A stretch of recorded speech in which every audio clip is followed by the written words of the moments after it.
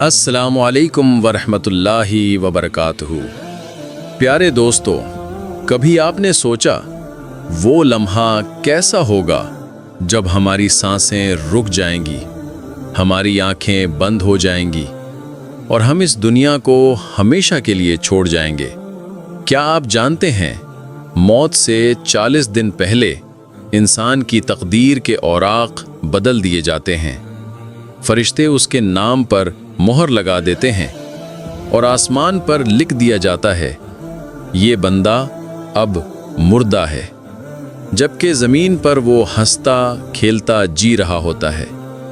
مگر پھر آہستہ آہستہ وہ دن آتا ہے جب سب کچھ بدل جاتا ہے، روح قبض کی جاتی ہے، قبر کے سوالات ہوتے ہیں اور ایک نیا یا تو خوشبودار یا خوفناک سفر شروع ہوتا ہے۔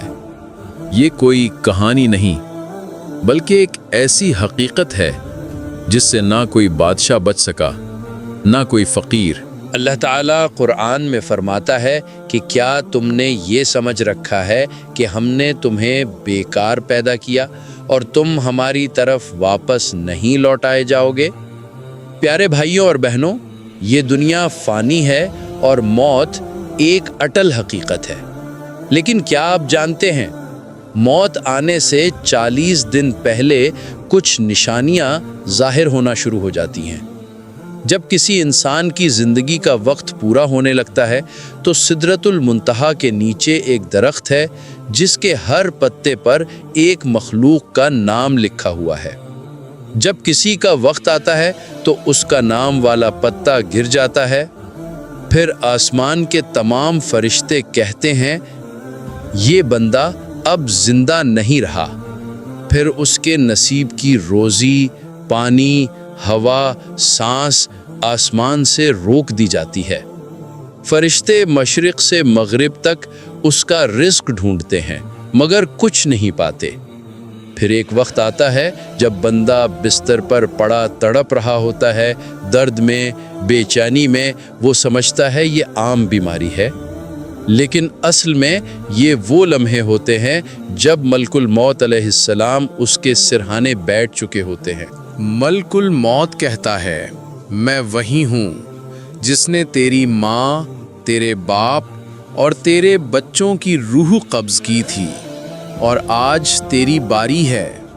یہ سن کر بندہ لرز جاتا ہے، لب کانپنے لگتے ہیں، دل گھبرا جاتا ہے اور آنکھوں میں خوف اتر آتا ہے۔ پھر دنیا کہتی ہے اے نافرمان، میں تجھ سے بیزار ہوں، تو نے مجھے رب سے زیادہ چاہا، اب میں تجھے تنہا چھوڑ رہی ہوں۔ اس کا مال و دولت کہتا ہے تو نے ہمیں حرام طریقے سے کمایا، گناہوں میں ضائع کیا، آج ہم تیرے کسی کام نہیں آئیں گے۔ یہ وہ لمحہ ہے جب نہ رشتہ دار کام آتے ہیں، نہ دولت، نہ طاقت، نہ شہرت۔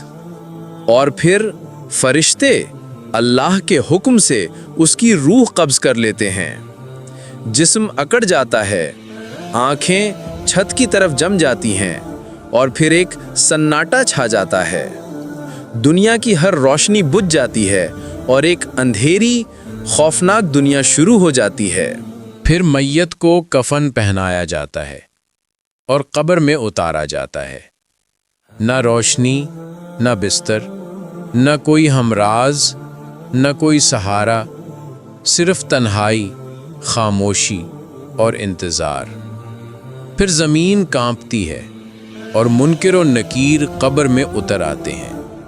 ان کی آواز بجلی کی گرج جیسی، آنکھیں شعلوں کی طرح۔ پھر سوال ہوتے ہیں من ربک، تیرا رب کون ہے؟ ما دینک، تیرا دین کیا ہے؟ ما تقول فی حضر رجل، اس نبی کے بارے میں کیا کہتا تھا؟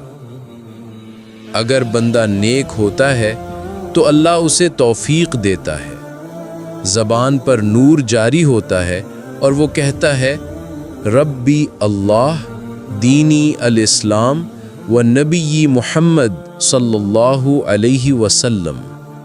پھر قبر کشادہ ہو جاتی ہے، جنت کی کھڑکیاں کھل جاتی ہیں، ایک خوشبودار مہمان آتا ہے اور کہتا ہے میں تیرے نیک اعمال ہوں، میں تیرا قیامت تک ساتھ دوں گا۔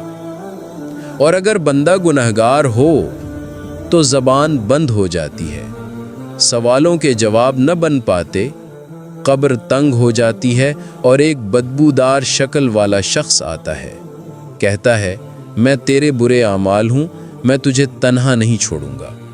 پیارے دوستو، یہی وہ لمحہ ہے جب بندہ پچھتاتا ہے، روتا ہے، چیختا ہے، لیکن وقت گزر چکا ہوتا ہے، قبر بند ہو چکی ہوتی ہے، اندر صرف تنہائی، خوف اور انتظار، نہ کوئی آواز، نہ کوئی سہارا، بس ایک خاموشی جو دل کو کاٹتی ہے۔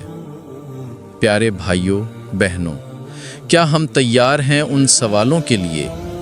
کیا ہم نے دنیا کو صرف دنیا سمجھا یا آخرت کے سفر کا زاد راہ تیار کیا؟ یاد رکھو، دنیا دھوکے کا سامان ہے، اصل زندگی تو قبر کے بعد شروع ہوتی ہے۔ یہاں جو ہم بوئیں گے وہی وہاں کاٹیں گے۔ ابھی وقت ہے، توبہ کا دروازہ کھلا ہے، اللہ کی رحمت بے حساب وسیع ہے، بس ایک سچا آنسو، ایک جھکاؤ، ایک لمحے کی سچی نیت سب کچھ بدل سکتی ہے۔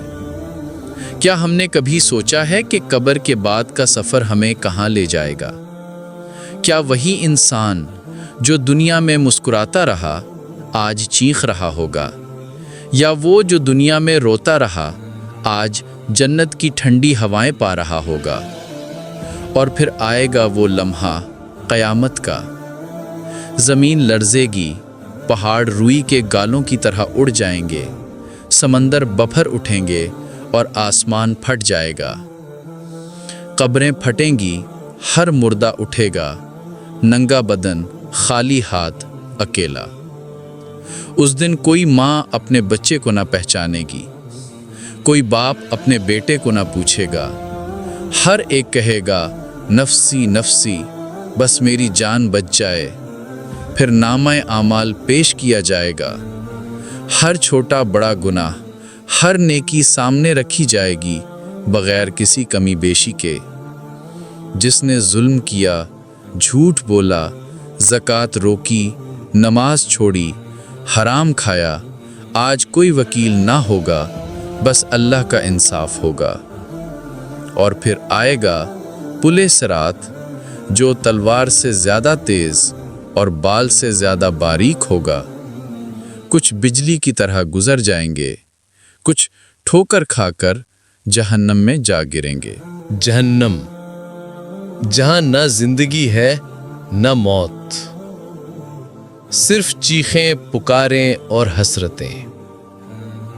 لیکن دوسری طرف وہ لوگ ہوں گے جن کے چہرے نور سے چمک رہے ہوں گے، جنہیں رب کی طرف سے آواز آئے گی، سلام قولا من رب رحیم، یعنی سلامتی ہو تم پر، رحم کرنے والے رب کی طرف سے کہا گیا سلام۔ یہی لوگ کامیاب ہوں گے، یہی اصل جیت ہے۔ پیارے دوستو، اب سوال یہ نہیں کہ موت کب آئے گی، بلکہ یہ ہے کہ ہم کس حال میں ہوں گے جب وہ آئے گی۔ قرآن مجید میں اللہ تعالیٰ فرماتا ہے کل نفس ذائقۃ الموت، یعنی ہر جان کو موت کا ذائقہ چکھنا ہے۔ اور ہمارے پیارے نبی صلی اللہ علیہ وسلم نے فرمایا اکیسکم من ذکر الموت اکثرا واحسن لما بعدہ استعدادا، یعنی تم میں سب سے عقل مند وہ ہے جو موت کو زیادہ یاد کرے اور اس کے بعد کی زندگی کے لیے تیاری کرے۔ یہی اصل دانش ہے کہ ہم اپنے دن توبہ، نماز اور نیکی میں گزاریں، لوگوں کے دل نہ توڑیں، رزق حلال کمائیں، قرآن سے تعلق مضبوط کریں اور سنت رسول صلی اللہ علیہ وسلم کے راستے پر چلیں، کیونکہ جب قبر میں فرشتے سوال کریں گے تو نہ زبان چلے گی، نہ یادداشت کام آئے گی، صرف اعمال بولیں گے۔ پیارے دوستوں، آؤ آج عہد کریں کہ ہم دنیا کے دھوکے میں گم نہیں ہوں گے، بلکہ اپنی آخرت کے مسافر بنیں گے۔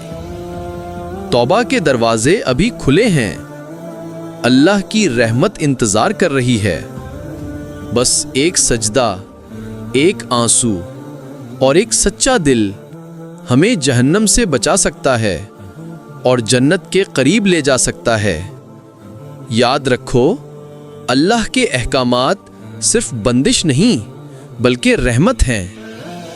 نماز ہمیں اللہ سے جوڑتی ہے، زکوٰۃ ہمارے دل کو پاک کرتی ہے، روزہ ہمارے نفس کو قابو میں لاتا ہے اور صدقہ ہمارے گناہوں کو مٹا دیتا ہے۔ قرآن میں اللہ فرماتا ہے وَأَقِيمُوا الصَّلَاةَ وَآتُوا الزَّكَاةَ وَأَطِيعُوا الرَّسُولَ لَعَلَّكُمْ تُرْحَمُونَ، نماز قائم کرو، زکوٰۃ دو اور رسول کی اطاعت کرو تاکہ تم پر رحم کیا جائے۔